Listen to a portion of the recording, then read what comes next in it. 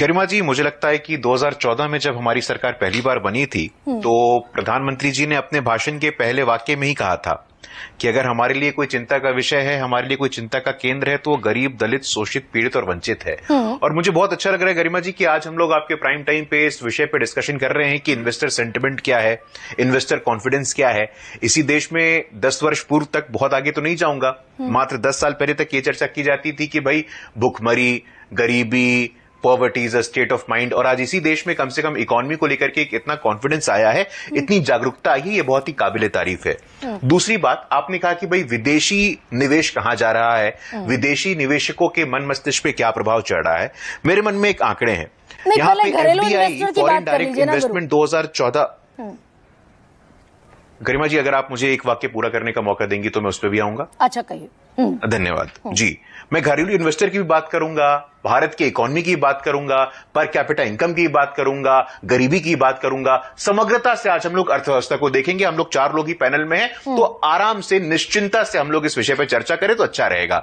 तो जानबूझ करके मुझे लगता है, और मैं आपके ऊपर नहीं कह रहा हूं, जानबूझ करके अगर आप हर मोर्चे पे विफल हो जाते हैं तो एक मोर्चे का, इकोनॉमी का, आप कुछ मानक निकाल करके सरकार को नेगेटिव लाइट में पोर्ट्रे करने का प्रयास करते हैं। विपक्ष को पूरा अधिकार है, विपक्ष को पूरा हक है, मैं उसमें कुछ नहीं कहना चाहता हूं।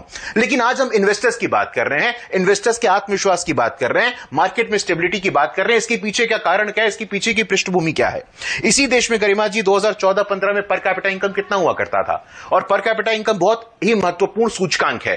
पर कैपिटा इनकम यदि अधिक होगा तो मैं मार्केट में इन्वेस्ट करूंगा। इसी देश में 10 साल पहले तक पर कैपिटा इनकम 85,000 हुआ करता था, जो आज बढ़ करके 1,75,000 हो गया है। तो जो पर कैपिटा इनकम इस देश में 65 वर्षों के बाद आया, हमने देखा कि लगभग 10 वर्षों में उसका डबल पर कैपिटा इनकम होता है, तो इसी देश में होता है। पहली बात। दूसरा, फॉरेन डायरेक्ट इन्वेस्टमेंट की बात करते हैं। फॉरेन डायरेक्ट इन्वेस्टमेंट जिसकी आप भी चर्चा कर रही थी, और कह रही थी कि भाई भारत एक ग्लोबल इन्वेस्टमेंट डेस्टिनेशन बन रहा है कि नहीं बन रहा है। मुझे लगता है आंकड़े कुछ और कहते हैं।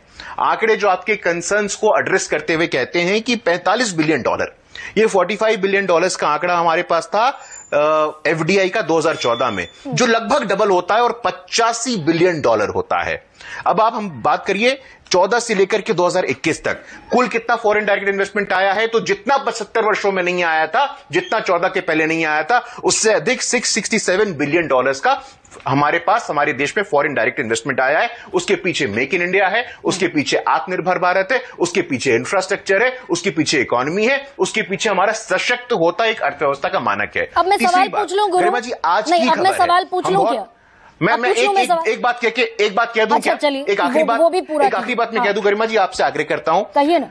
पर कैपिटा इनकम की मैंने बात कर ली, ग्लोबल इन्वेस्टमेंट डेस्टिनेशन की मैंने बात कर ली, फॉरेन डायरेक्ट इन्वेस्टमेंट की मैंने बात कर ली। एक महत्वपूर्ण बात है, देखिए आज क्या ही रिपोर्ट है, और ये इकोनॉमिस्ट में ही प्रकाशित हुआ है, और हमारे आंकड़े भी ऐसा कहते हैं कि रंगराजन कमेटी की चर्चा यहां इसलिए आवश्यक होती है क्योंकि रंगराजन कमेटी से जो गरीबी को मापने का हमारा मापदंड है, वो तेंदुलकर से कहीं ज्यादा आगे है।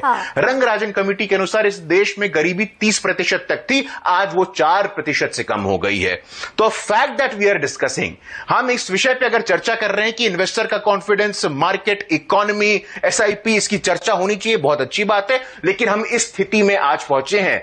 मैं गरिमा जी आपके शो पे ये आर्ग्यू कर रहा हूं कि हमारी फाउंडेशन, हमारी आधारशिला आज की तारीख में मजबूत हुई है। वो पर कैपिटा इनकम हो, वो फाइनेंशियल इंक्लूजन हो, वो फिस्कल डिसिप्लिन हो, लगातार। चलिए, अब मैं सब पर आती हूँ गुरु, एक सेकंड। अब आप मुझे मौका दीजिए। कुछ ग्लोबल अनसर्टेनिटीज आई हैं। अपने ही शो में आपसे मौका मांगूं। स्वागत है। अब मैं सवाल पूछूं आपसे, एक एक करके सारे सवालों का जवाब दीजिएगा। मैंने आपको मोनोलॉग का मौका दे दिया, शुरुआत में अपने सारे पॉइंट्स आपने रख लिए। अब मुझे बताइए, मैंने सवाल ये पूछा कि 29 साल में लगातार 6 महीने ये शेयर बाजार में जो हड़कंप मचा है, ये चिंता का विषय है क्या?